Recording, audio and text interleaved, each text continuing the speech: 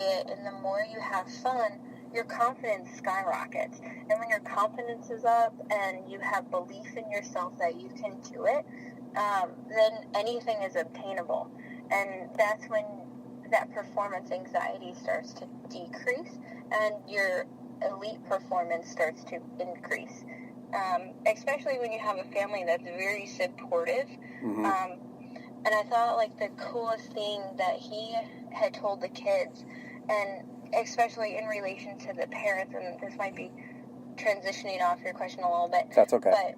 But when he talked about to the parents, the kids all left the room, and he told the parents, he goes, literally, as myself as a parent that coaches and competitive in baseball, he goes, the hardest thing for me to do is the car ride home. And he said, because some of our families come from 6 hours away. Right. So it might be a little bit different there, but the hardest thing to do is not talk about the sport while you're in the car. Yep. And let them talk to you when they're ready, especially if it was a performance that they know that didn't go as well, or they're not as pleased with, or you're not as pleased with. Wait for them to kind of talk to you about it versus you talking to them about it, because at that point it weighs a lot on their mind and they already know what they did. And it's not like saying that they're a bad kid, it's just they had a rough performance and they know they had a rough performance and they're trying to digest it. Right. And if we get in the car and we just hit them with everything that they did wrong, it makes the day that much worse. Right. So, that car ride home is so important that you talk about uplifting things. But I thought that was really cool in how that transitioned in relation to going from a recreational or semi-competitive and intermediate archer to a more advanced competitive archer. But just having a family that supports them and helps them and takes them to practices, and I think that's where you see the biggest boost with kids in relation to their performance. That's a great piece of advice. I can attest to that from coaching, making mistakes. I have a high school senior this year. I coached her in sports all the way up through to her freshman year of high school. And as a parent coach, I made a ton of mistakes. She didn't compete in archery, but she played softball, she played basketball. She was involved in multiple extracurricular activities, and as a parent coach, sometimes you really need to learn to draw the proverbial line and know where not to go and when not to go there. And I think the whole car ride home, I've heard that before from other coaches in regards to other sports. Like, don't make your child already digesting what happened, especially when they're younger. I mean, there's definitely an age where the kids will want to start processing it right away with you, depending on where that confidence level is with their parents. But especially when they're younger. I mean, and I'm talking probably, I don't know, maybe you can interject here, maybe 12 and under, 13 and under. There's a maturity level that sooner or later the maturity level hits where they can process it differently, I think, is what I'm getting at. Right.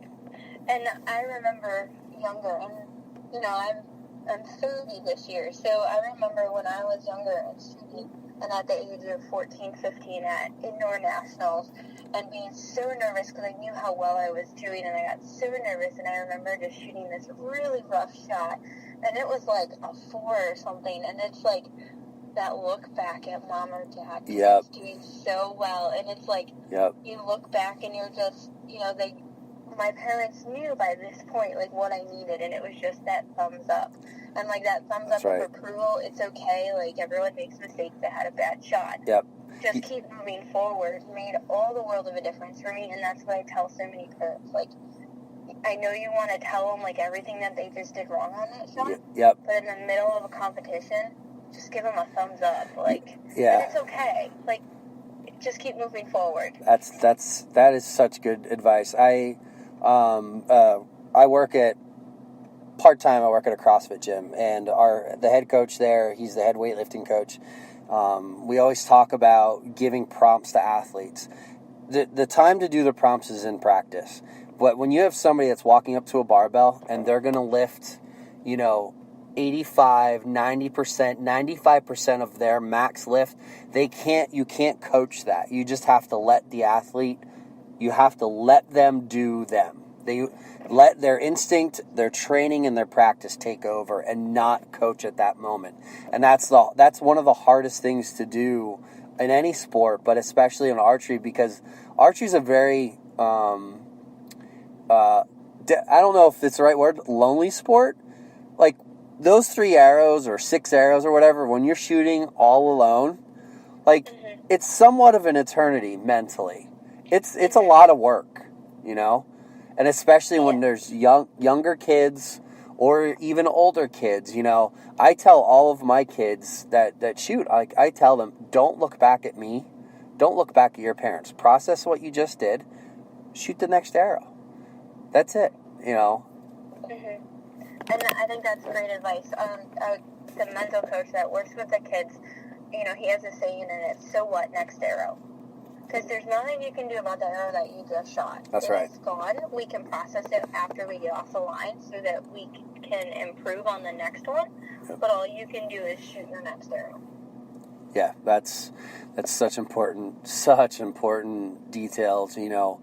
And one topic that we discussed a little bit previous, and that was, you know, what are the steps that you take with that young competitor that is just so hard on themselves?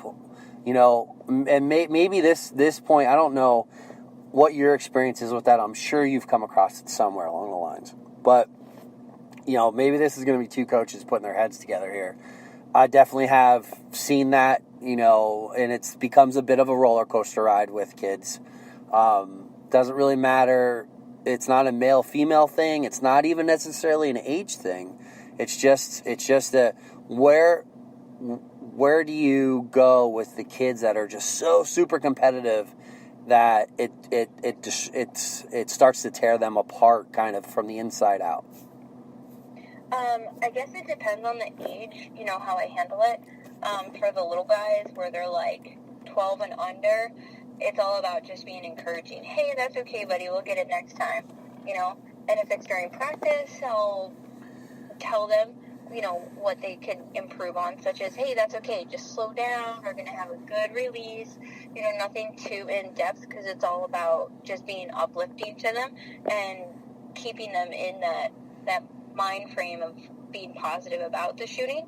And even to an exercise, especially when they're younger, as if, you know, they are super, super critical. It's about keeping it as fun as possible, even if that means shooting at 5 yards away and just letting them just hammer the gold. Because it's a confidence boost and, you know, slowly moving them back. And that's one thing that a lot of coaches have talked about, especially when you're talking with, you know, a youth and target panic or even an adult. It's an awesome exercise, but it's just all about fun, whether it be shooting balloons, shooting decorations. I've seen the kids do all kinds of different things. We've even taken Christmas decorations and hung them from string in front of the target. Yeah, and we've just done that too. let them hit it away. Yeah. And then, you know, the older kids, that's where it comes in a more in-depth conversation to somebody that they can relate to.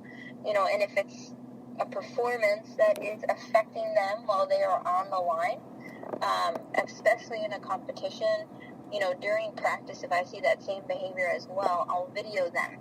And then I'll take them into our classroom and I'll say, okay, I want you to watch this video and I want you to tell me what you see. Because a lot of times they don't even realize that they're doing it and it's affecting their shooting and it's affecting other people around them. And then I let them tell me what's going on and then we figure out a plan on how to work through it and how to correct it.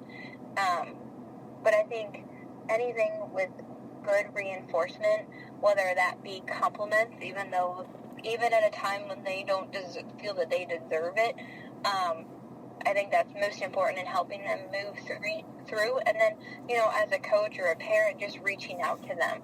You know, if it's a coach, you know, check in with them, you know, during the week. Hey, how's practice going? Everything going good? Do you need anything from me?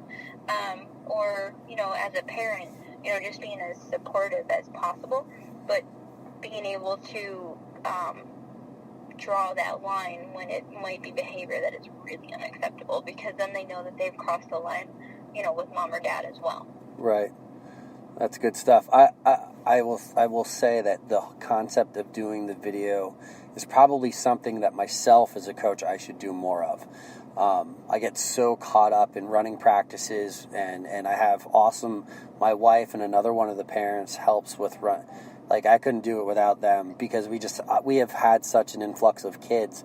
But, doing videoing the kids, slowing it down, letting them watch themselves, so that when me as a coach, when I'm talking about trying to get them to, have a smoother release, or, work on their hand position on their grip, or whatever it may be, so that they can put a visualization with the cues that I'm giving them also.